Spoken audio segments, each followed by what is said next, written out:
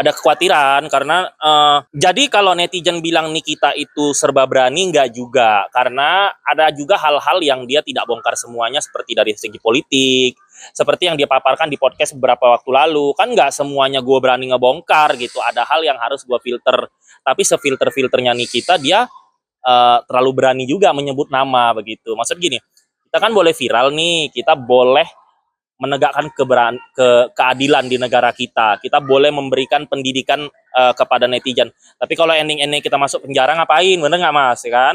Kita kan intinya, oke, kita membela kebenaran, membongkar fakta, menjaga keadilan di negara kita. Tapi kalau bisa kita jangan sampai masuk penjara gitu. Tapi ini kita nekat, dia sampai mau memasukkan dirinya ke penjara gitu. Karena kan kalau kita masuk penjara itu, kalau image saya pikir udah nggak penting lagi lah ya buat kami entertainment ya. Yang penting udah orang kenal, udahlah. Tapi kan kalau kita kerjasama dengan beberapa company di luar negeri, next time-nya kalau kita pensiun dari dunia artis, kita kan nggak tahu. Nah itu agak susah gitu. Tapi kalau Nikita mau, ya udah itu hak dia. Kalau lu memang masuk penjara nggak apa-apa, ya udah lakuin.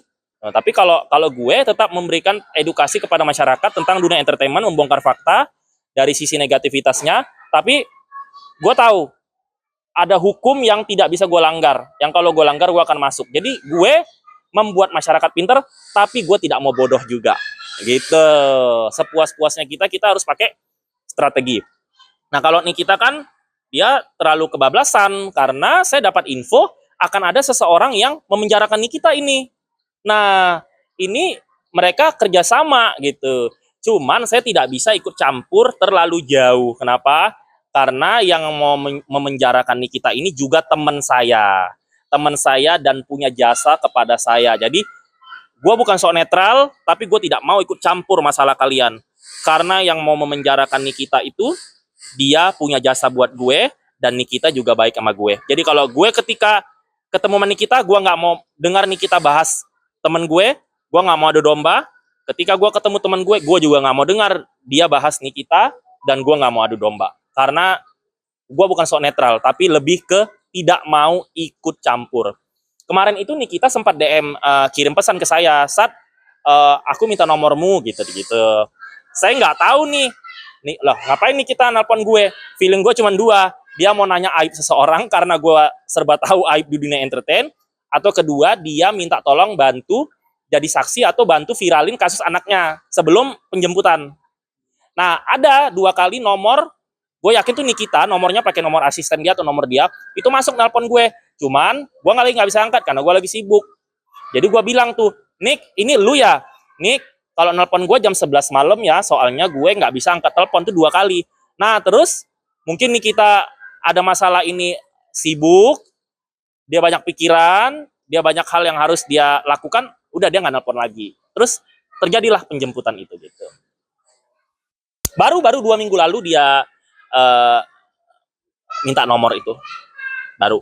Setahu gue pelaporan palsu, setahu gue ya, tapi gue belum pernah lihat suratnya. Udah jalan sampai 6 bulan sampai setahun. Nah, melihat dari jabatan-jabatan kelompok teman saya ini, kayaknya nih kita masuk deh. Jadi ya nih kita hati-hati juga sih maksudnya. Karena kalau setahu saya itu karena pelaporan palsu. Kalau pelaporan palsu itu lebih berat daripada kasus pencemaran nama baik. Tapi coba dicek sendiri ya, karena saya ini tidak melihat data laporannya. Yang saya dengar itu kasus pelaporan palsu. Tapi saya tidak mau ikut campur. Karena ya saya bilang tadi, teman saya ini punya jasa ke saya. Ini kita juga baik sama saya. Jadi kalau mereka ketemu gua bahas, aku nggak mau ikut campur urusan kalian ya, dan aku nggak mau jadi adu domba. Aku juga aku bukan sok netral, tapi aku tidak mau ikut campur. Ini ke media belum? Ini media antar seleb media sosial udah gitu. Selebgram lagi live gitu. Kan yang melaporkan teman saya selebgram juga. Ya Nikita udah tahu itu mah. Pasti.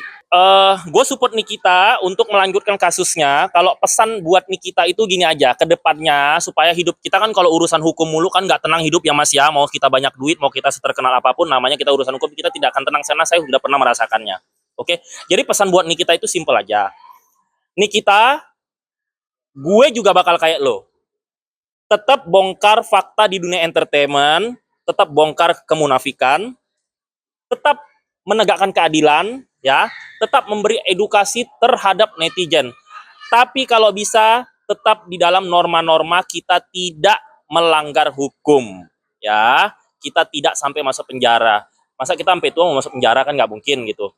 Jadi pesan gue buat Nikita, tetap jadi diri lo, tetap bongkar, harus bongkar. Indonesia butuh orang seperti Satria Mulia Pataudi dan si Nikita. Kalau nggak ada Nikita sama gue, siapa yang membongkar negatif di dunia entertainment, ya kan? Yang ada nanti orang akan dibodoh-bodohi dengan personal branding yang para munafik. Lu baik-baik di media, lu baik-baik di TV, di belakang lu pakai narkoba, free sex juga, ya kan? Money laundry juga mereka ini. Jadi harus ada nih kita kayak gue yang harus berani membongkar ini supaya masyarakat ini tidak bodoh. Karena kan masyarakat ini generasinya akan mau jadi artis juga kan? Pasti kan? Jadi ketika mereka ke kota besar, mereka mau jadi artis, anak cucunya jadi udah punya pakem-pakem. Oh, kata Nikita Mirzani, kata Satria Mulia Pataudi itu seperti ini entertain. Jadi aku akan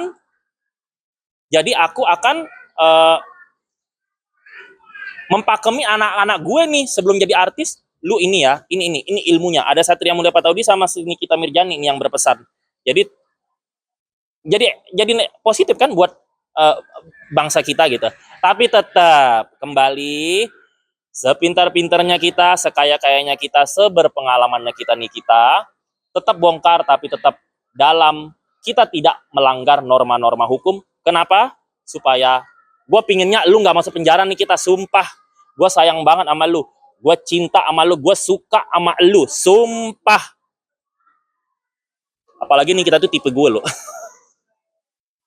Tipe gue tuh kayak Nikita ya, andai kata dia belum janda, gue kejar tuh. Tipe gue itu kayak Asia Tenggara banget. Kan Nikita tuh mukanya Asia Tenggara banget kan. Nah, jadi sebenarnya artis Indonesia itu kayak Nikita Mirzani. Bukan kayak Luna Maya, bukan kayak Cinta Laura. Siapa lagi bule-bule, Mas?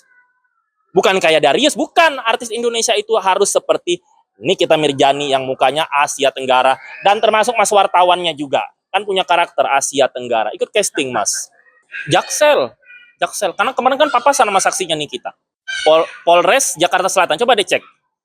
Setahu saya di Polres Jakarta Selatan, karena kemarin teman saya itu papasan dengan si saksinya Nikita.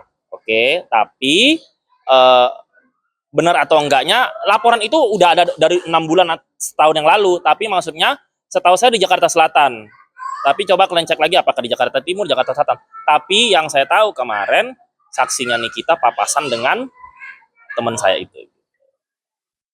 Udah kayak kakak soalnya, Mas, jadi saya nggak mau ikut campur, saya juga nggak mau jelek-jelekin kakak saya juga nggak mau jelek-jelekin Nikita gitu. Ya, ini selebgram versus Nikita itu apa? Nikita ya artis, konten kreator, selebgram juga sih, iya.